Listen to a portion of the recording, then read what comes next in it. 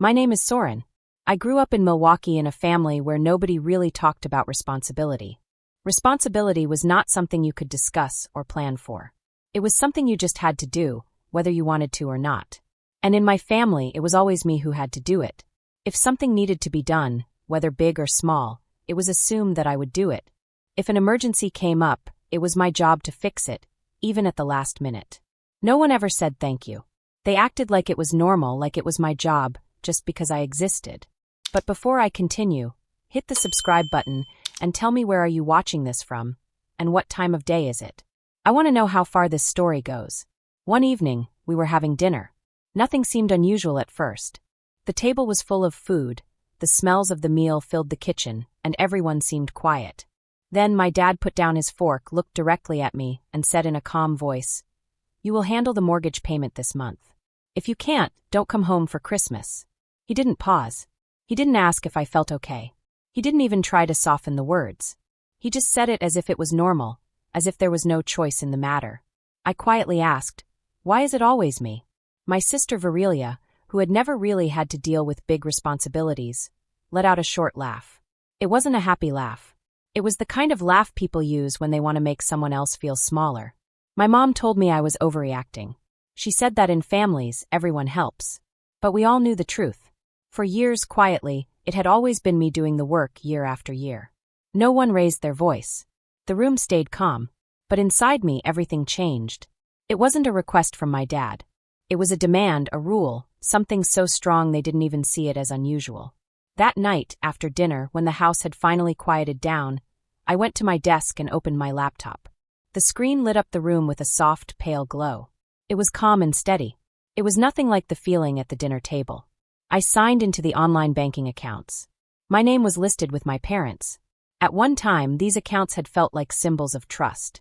They were things we shared for the good of the family. But over time, they had become pipelines. Pipelines through which my paycheck disappeared without anyone noticing or saying thank you. I went into the settings and removed my permission to access the accounts. The computer asked me to confirm several times. I had to re-enter passwords and check my identity. It might have seemed complicated to someone else, but I had done this many times before. I had handled other responsibilities like this for years, and it had become normal to me. I exported the statements, saving them neatly in a folder called Records. I didn't want to argue later. I didn't want confusion. I just wanted things to be clear, neat, and organized. Next, I opened the mortgage autopay account. My name had been used to set up automatic payments, which meant that money was coming straight from my paycheck. Even though the house wasn't mine, I clicked to cancel the next payment. Warnings popped up, saying I could get a penalty if I canceled it. I clicked yes anyway.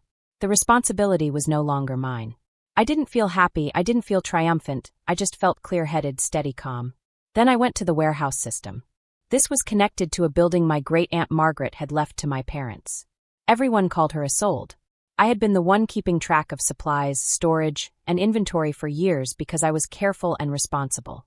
I downloaded all the current records, put them into one neat final report, and removed my login credentials. The system asked if I wanted to leave a note for the next person. I wrote simply, "Access has been transferred. Relevant records are attached." No blame. No anger. Just the facts. After that, I wrote emails. One to my dad, one to my mom, and one to Virelia. Each email was short and clear. I have removed my access from all shared accounts and systems. Future responsibilities should be reassigned. I did not try to explain myself. I did not ask for understanding. I did not try to apologize. I simply sent the emails, closed the laptop, and let it sit. Before going to bed, I changed every password I had. I added extra security to all my accounts. I deleted old recovery contacts. I did all of this in order, step by step. The room stayed quiet and still. I thought I might feel anger, fear, or anxiety, but I didn't. I felt calm. I felt steady. I felt at peace in a way I had not felt in years. That night, I slept without interruptions. The next morning, things were no longer quiet. I was in the kitchen making breakfast when our family group chat began filling up with messages. They came so fast it was hard to read them all. The first messages came from my dad. He demanded to know what I had done with the accounts. He said my actions were irresponsible and that I was putting the family in danger. He wrote long paragraphs about how families need everyone to contribute. It was as if he thought I needed a lecture on responsibility, after years of carrying the heaviest burdens. My mom joined in soon after. Her approach was different. Instead of talking about rules or money, she tried to make me feel guilty. She said she was hurt, disappointed, and that I was tearing the family apart. She acted like I didn't understand how hard things had been for her. It felt like she had said these words many times before and expected them to work on me. Then Virilia sent messages. They were short and sharp. She said I just wanted attention, that I liked creating drama, and that I chose this moment before the holidays to make everything about me. None of this surprised me. Virilia had always believed that comfort and ease were her right. She had never imagined someone could act to protect themselves instead of keeping the family comfortable. I read every message carefully, but I didn't reply. I stayed quiet. My silence created a new tone in the chat. Their messages became unsure, confused, and less controlled. Later, messages came from suppliers who worked with the business. They asked who would now handle orders, payments, and inventory. Some of them thought there had been a mistake because they no longer had access to me. Others were careful, polite, and cautious. These messages showed me that my role had never been small. I had always been responsible for things no one thanked me for, and no one could do my work as well as I did. Around noon, I received another message. It was an email from the warehouse administration, the building where my parents leased storage for the shop. The subject line mentioned an upcoming lease review, and my name was listed as someone who had to attend. The email was signed by my great-aunt Margaret. Her involvement meant this was now bigger than a simple argument at the family dinner table. People with real authority were noticing what was happening. I didn't respond to the email immediately. I closed the laptop and sat quietly for a few minutes, just breathing and thinking. The morning had unfolded exactly as I had expected. The storm was beginning, but I stayed calm, steady, and centered. That afternoon, I got ready to go to the leasing office. I put a folder of documents under my arm. It was very cold outside, and each breath I took felt sharp and crisp. But I stayed focused. I walked into the building calmly, checked in at the front desk, and waited in a small lobby. The lobby had a big window that looked out over the city skyline. The city looked busy, full of movement and life, but inside the lobby, everything felt quiet and still. I thought about all the years I had spent doing work that nobody noticed. I thought about how I had quietly managed accounts, kept inventory, and paid bills. I remembered the times I had felt exhausted, but never stopped. I remembered the moments I had wanted to complain, but didn't. I thought about the fairness and care I had put into everything, and I realized that now, I was finally stepping away from a role I had never agreed to hold. Even though the storm with my family had started, and people would react, I stayed calm. I knew that my actions were clear, organized, and fair. I had made a choice to protect myself and to make things right, not by arguing, not by yelling, but by carefully taking control of what had been unfairly placed on my shoulders. While I waited in the lobby, I thought about what would happen next. My family would react. Some people might be angry. Some might be confused. Some might try to blame me. But I also knew that the truth of my actions was clear. I had removed myself from responsibilities that were never mine to hold. I had left clear records. I had communicated simply and clearly. And I had done it without drama, without fear, and without anger. Sitting there, I felt a quiet strength that I had never allowed myself to feel before. I realized that I could act, set boundaries, and be steady, even in the face of a family that had always expected me to carry the weight for everyone. The city skyline outside reminded me that life continued, even when storms came, and that I had control over my own path moving forward. And in that quiet lobby, with my folder in hand, I understood that I was finally free from the expectations that had been placed on me for so long. I was calm, steady, and ready to face the consequences, knowing I had acted with care, clarity, and truth. For the first time, I felt completely in control of myself and my life. The receptionist called my name and led me to a meeting room. The room had walls made of glass so you could see inside and outside. There was a long wooden table in the middle. I walked to the table and sat down. I put the folder I had brought on the table and waited quietly. My hands rested on my lap, and I tried to stay calm. Soon, the door opened, and Margaret Hale walked in. Everyone called her Isolde. She was the property manager, which meant she was in charge of all the offices and business spaces in the building. Isolde was known for being very careful and exact. She always made sure everything was done correctly, and people respected her for that. Isolde nodded politely at me. She walked to the table, sat down, and folded her hands neatly in front of her. Her face was calm and serious. You could not tell what she was thinking or feeling. She didn't look happy, sad, angry, or worried. She just looked focused and ready to work. She started looking through the papers I had brought. I had a lot of things: recent logs showing what we had done, records of money we spent, bills from workers who helped us, and schedules for fixing things. Everything was organized in order and easy to read. I had labeled everything so it would be clear. Isolde looked carefully at each page. Sometimes she asked me questions to make sure she understood. Her voice was polite, and she didn't sound upset. She was not judging me. She just wanted the facts. I answered her questions calmly and let the papers show the story of what had happened. After she looked at all my papers, Isolde opened the lease agreement. The lease was an official paper that said who was in charge of running the business. The lease said that only one person could make all the big decisions. It also said that no one else could take over without telling the property manager. Isolde pointed to the part that said tenants had to tell management if someone else started making important decisions. Her finger rested lightly on the page. She asked me when the change in control had happened. I told her the exact date. I also showed her a record that confirmed when I had taken over some access privileges and shared them without officially updating the lease. There was a short pause while she looked at the date. The room was very quiet. It didn't feel scary or tense. It just felt like something important was happening in an orderly way. Isolde looked up and said that this situation was a lease violation. Her voice was calm and steady. She said the next step was to send a notice to fix the problem. This notice would give the tenant a set amount of time to follow the lease rules again. Isolde didn't act angry or disappointed. She simply explained what the procedure was. I nodded. Isolde started typing the notice carefully on her computer. Her fingers moved slowly and deliberately over the keys. When she finished, she printed it, signed it, and slid it across the table to me. I read it carefully. The notice said exactly what the violation was, how long I had to fix it, and what would happen if it was not corrected. It didn't talk about feelings, intentions, or family disagreements. It only listed the rules, the dates, and the responsibilities. Isolde asked if I had any questions. I didn't have any. She reminded me that this was a standard procedure. Her job was to make sure the rules were followed. She didn't try to comfort me, and she didn't give her opinion. She was just very clear. Her clarity felt respectful in its own way. We stood up. She shook my hand. Her face stayed calm and serious. As I left the office, I realized something had changed. This was no longer just a private family matter. It had become official and recorded. There would be paperwork. There would be deadlines. There would be results. Things could not go back to how they had been. The next day, I arrived at the conference room on the second floor 20 minutes early. The room was quiet except for the soft hum of the ventilation system. I put my bag on the table and placed a notepad in front of me. I didn't plan to take many notes. I just wanted to be ready. The door stayed open, and I could hear footsteps echoing in the hallway before anyone came in. My parents came in together.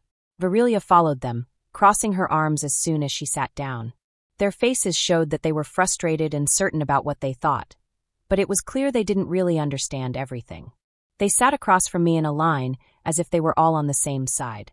Nobody said hello, and I didn't say hello either. The room was silent, like a quiet witness to everything that was about to happen. A few minutes later, Isolde walked in. She moved calmly and sat at the head of the table. She opened a folder that had the notice to fix and a copy of the lease with the important parts highlighted. She didn't make a show of anything. Everything she did had a clear purpose. She started by explaining the situation in the same calm voice I had heard the day before. Her explanation was simple and clear. The lease said that if the person in charge changed, the property manager had to be told. Nobody told her, so the lease had been broken. My dad tried to interrupt. He said it was a family business, and that family decisions mattered more than papers. He leaned forward, as if being a parent gave him power. Isolde just listened and repeated that the lease was about rules, not family feelings. Relationships didn't change what the lease said. She stayed calm and professional the whole time. My mom changed her approach. Her voice became softer. She said maybe it was a mistake or a misunderstanding. She suggested that I could explain that we all made decisions together. Isolde didn't change her expression. She pointed to the line that showed only one person could be responsible. The rules were clear. Feelings didn't change the lease. Virilia leaned back and said that I was doing this to be mean or get attention. I didn't respond. Isolde continued as if Virilia hadn't spoken. The conversation was about the lease, not arguments or blame. Then my parents spoke directly to me. Their tone changed. They told me that I needed to take back control so the problem could be fixed and the business could keep running. It didn't sound like a question. It sounded like an order. They expected me to do it no matter what. I looked at them and said once, calmly and clearly, that I was no longer running the business. I didn't argue or try to explain myself. I just stated it as a fact. The room became very quiet. My dad raised his voice, trying to control the situation by shouting, but it didn't work. My mom looked at Isolde, hoping she could fix everything. Isolde said that without someone in charge, she would have to temporarily stop access to the warehouse until the rules could be followed again. She wrote it down and put the papers in the middle of the table. There were no apologies, no feelings, no change in understanding. Everything was just official and clear. 3 days later, I was at my apartment when the first consequences reached me. I got an email from a client who had signed an agreement for staging services in Wawasa. The email was polite and apologetic, but it was clear they canceled because they weren't sure what was happening. Without someone in charge, the work couldn't continue under the law or the insurance rules. I read the email slowly and closed my laptop for a moment. The business was starting to fall apart. Later that day, another email came from a big supplier. They wanted payment before sending the next order of furniture. They weren't being mean, just firm. They had heard that warehouse access was restricted and that the business was changing. Without a responsible person, suppliers needed extra security. This meant money would go out before money could come in. The business would not earn a steady income to cover costs. I understood immediately what this meant. I didn't have to calculate anything more. My phone rang in the afternoon. At first, I didn't answer.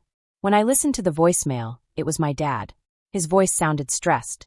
He talked about the cancellations, the work schedules, and how clients expected results. He didn't talk about why things had happened. He just insisted I could still fix it if I wanted. The call ended without a request. He just expected me to do it. Later, my mom sent a text. Her messages were longer and softer. She wrote about how stressed and tired she felt. She said everything was so hard, and she felt like she was carrying too much. She was afraid of losing stability and control. I sat quietly after reading her text. Everything had changed. The rules were now in charge, not family feelings. Things that had been private and personal were now official and public. I realized that decisions now had consequences that could not be undone. The story put her right in the middle of all the problems, while the real reason for the problems was just out of sight. I read the messages she sent me, but I didn't answer them. I wasn't angry. I wasn't upset. I just understood things clearly. I knew that sometimes saying nothing was the best way to see things as they really were. That evening, everything moved to a public space. Virilia wrote a long message on both Instagram and Facebook. Her words were full of emotion. She told the story in a way that made her and my parents look like the victims. She said that I had abandoned the family to get what I wanted. She said I cared more about control than love and loyalty. She said I walked away when my family needed me the most. The post got comments very quickly. Some people said they felt sorry for her. Some people supported her completely. A few asked questions, trying to understand the situation, but their voices were small compared to the others. Friends and relatives started reaching out to me. Some asked if what they read was true. Some sent short messages saying they were disappointed. Some said nothing at all. Those who said nothing were still part of it in a way, because they were watching what happened. I didn't respond to anyone. I didn't write explanations, corrections, or arguments. Speaking into the noise would not create understanding. It would just create more noise. That night, Caius came by for a short visit. He had heard about what happened from other people and wanted to make sure I wasn't alone. He didn't try to fix things. He didn't ask me to do anything differently. He just sat with me for a while and listened. He didn't demand any decisions from me. When he left, the room felt steady instead of empty. I stayed quiet. The results of everything were already moving in the direction they had been heading for a long time. I didn't need to control them. I just needed to watch them become clear. 1 week later, a certified envelope arrived at my apartment door. I already knew what it would say before I opened it. By that point, everything had moved in a way that no outcome would surprise me. The letter said that the warehouse lease was ending. The letter mentioned rules in the contract about how the business had to run, how money was managed, and who could supervise the operations. The terms were clear and exact. I read the letter slowly, letting the words sink in. I had been the one who understood how the warehouse worked. I knew exactly what losing it meant. The warehouse was the main place where the business happened. It was where the furniture arrived, where the sets were stored, where delivery schedules were organized, and where clients could look at ideas before installation. Without the warehouse, the business had no main place. Losing the warehouse didn't make the business fall apart immediately. Instead, it lost its center. Without a center, everything else would eventually have to fall away or be rebuilt from the ground up. Later that day, a group call came through on my phone. I did not expect privacy, but I did expect repetition. My father spoke first. He sounded urgent because he realized the consequences, but he did not really understand. He said the lease ending could be reversed. He said all of this could be fixed if I returned to the role they always assumed I would keep. He spoke as if stepping back would undo everything. He spoke as if time could go backward and decisions could be erased. My mother tried to soften the conversation. She talked about family, memories, sacrifices, and staying together. She used familiar phrases to try and calm things down. But her words didn't match the actions that had led us here. Words about closeness felt far away when I remembered how expectations had been placed on me without acknowledgement or fairness. Virelia spoke next with sharper words. She accused me of betrayal and abandonment. She said I wanted to see the business fail to prove something about myself. She said I was trying to get attention. In her story, she was the one left carrying all the weight. She didn't talk about the choices that caused the problems. She only focused on the results she felt. When I finally spoke, I did not argue. I did not give long explanations or try to convince anyone. I gave one clear statement. I said I was no longer part of the operation. I could not return to a role built on imbalance.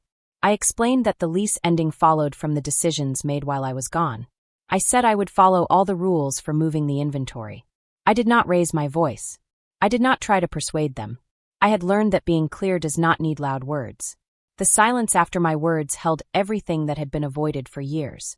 No one admitted their part. No one took responsibility. The call ended without agreement or resolution, just like every conversation that had led us here. Over the next several days, I arranged for all the warehouse items to be removed. I found temporary storage, arranged trucks, and wrote down every single item. I worked deliberately. I did not rush, but I also did not delay. The process was administrative and careful, yet it carried a quiet sense of finality. Walking through the warehouse during those last days felt different. The rooms no longer had the echo of movement that had once filled them. There was a stillness that matched the shift inside me. The ending had not come suddenly. It had been happening long before anyone admitted it. When the last item was loaded and the door was locked, I did not look back. The closure had already taken place long before that moment. On the day we finally cleared the warehouse, the quiet felt intentional. We arrived early in the morning, not because anyone had planned carefully, but because the work had to be done efficiently. The building no longer had the noise and activity that had defined it before. Each of us worked in separate sections, focusing on our own tasks. We did not talk. We did not ask questions. We did not try to fix things with words. Our actions said everything that words could not. I checked the inventory one final time. Every item was confirmed and placed in the moving truck. My father moved shelving units with the kind of care that showed he was trying to solve a problem without admitting it existed. My mother handled fragile items slowly and carefully, but she did not look at me. Virelia moved abruptly, avoiding anyone and letting her feelings guide her pace. The silence between us was not peaceful. It was recognition that nothing more could be said to change the truth. The foundation had broken long before the lease ended. When the last box was loaded, I walked to the entrance. I took my access card off my key ring and placed it on the counter beside the visitor log. No one stepped forward to stop me. No one made one last attempt to resolve things. The lack of reaction made everything clear. I did not wait for permission. I walked out and let the door close behind me. The closure did not feel triumphant or painful. It just felt accurate. I drove away without looking back. The city felt familiar but also different. Choosing myself had changed the way I saw everything, even the streets I drove past. I was not returning to something new. I was starting something I should have begun a long time ago. Sometimes the breaking point is not anger or fights. Sometimes it is realizing that carrying the weight of a family's unspoken expectations can hurt your own sense of self. I learned that loyalty without boundaries becomes giving up, and love without respect becomes taking too much. Walking away was not abandoning anyone. Walking away was an act of preservation. It was the first step toward rebuilding my life with intention and honesty. I was finally free to make decisions for myself, to set my own path, and to honor what I truly needed. Choosing to walk away was not easy, but it was necessary. It was the first step in living a life where I could feel steady inside, where my choices belonged to me, and where I could begin again with clarity and care. Even though the process of leaving the warehouse and stepping away from the family operation was quiet, deliberate, and full of small, careful steps, it carried a meaning that no argument or conversation could ever carry. Every box, every shelf, every careful movement was a statement of truth. The truth was that the situation had already changed long before anyone admitted it. The warehouse, which had once been the heart of the operation, was now empty, just like the role I had played in the family business. The emptiness did not feel sad. It felt accurate. It felt like a mirror showing me what was real.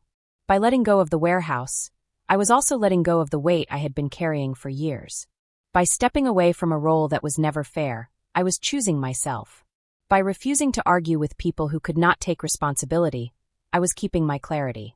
By being quiet instead of loud, I was showing that understanding cannot be forced. Every step I took, from reading Virelia's posts to leaving the building, was guided by the same quiet principle. Clarity comes from honesty, not noise. I understood that sometimes the hardest thing is not confrontation but recognition.